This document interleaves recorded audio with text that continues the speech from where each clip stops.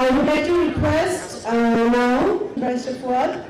যদি সত্যি রিফর্ম আকারে ইমপ্লিমেন্ট করতে হয় এর প্রত্যেক ধারার পক্ষে বিপক্ষে ব্যাপক তর্ক হওয়া দরকার, আলাপ আলোচনা হওয়া দরকার।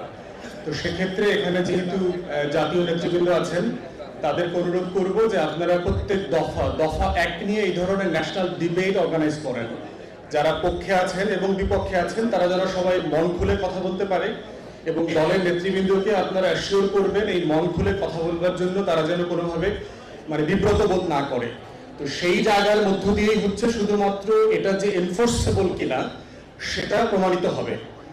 গভর্নেন্স কিন্তু একটা জটিল ব্যাপার, দফা প্রস্তাব করা, লফটি আইডিয়ালস আমাদের কনস্টিটিউশনে আছে, কিন্তু 53 বছর পরেও আমাদেরকে বাকশাল বারবার ফিরে দেখতে হচ্ছে। 53 বছর পরে আবার ফ্যাসিবাদ নতুন নতুন নামে হাজির হচ্ছে, তাদেরকে আবার নতুন নতুন নামে লড়াই করতে হচ্ছে। তো সেই জায়গাতে আমাদের তর্কটা জারি রাখা জরুরি, প্রত্যেকটা দফা কেন্দ্রিক। দ্বিতীয় বক্তব্য হচ্ছে রাজনৈতিক দলের সংস্কার এই দফাতে অ্যাড হওয়া দরকার। কারণ হচ্ছে যে আমরা যখন আর্টিকেল 70 নিয়ে কথা বলছি সংসদের মধ্যে, যে সংসদে পক্ষে বিপক্ষে ভোট দেওয়া যাবে কি যাবে না, এই প্রশ্ন আসলে কিন্তু দলের নিজস্ব গণতন্ত্রের চর্চাতে কিন্তু রাষ্ট্র আকারে আমরা পিছিয়ে আছি। আমাদের দেশের প্রত্যেকটা রাজনৈতিক দল পিছিয়ে আছে। আমরা যারা লম্বা সময় বাইরে ছিলাম, যাদের নেতৃত্বে একটা রাষ্ট্র পুনর্গঠিত হবে, তারা যদি আর্টিকেল 70-র বিপক্ষে চর্চা না করে দলের মধ্যে, তাহলে সংসদে তারা আর্টিকেল 70-কে চ্যালেঞ্জ করতে পারবে না। অতএব যারা সংবিধান সংশোধন করে সমাধান বোধ করছেন, আমাদের যে পুরো সংবিধান বিশেষজ্ঞরা যারা আছেন, আমি বোধ করছি তা এটার পাশাপাশি দলের ভিতরে যে আমাদের হাজারো আর্টিকেল 70 আছে, এই আর্টিকেল 70 রোধ করতে হবে।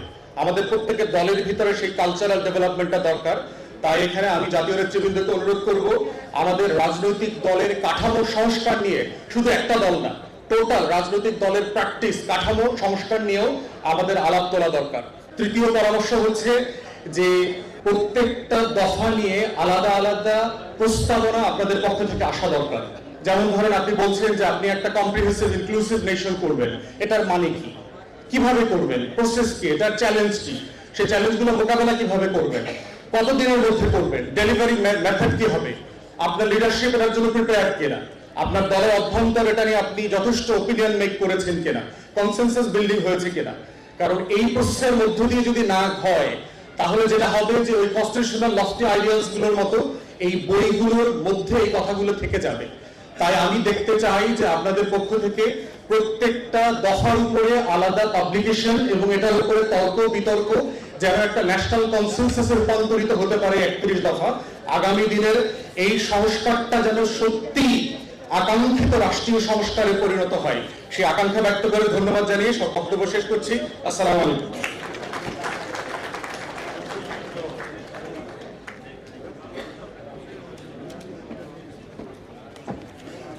Thank you.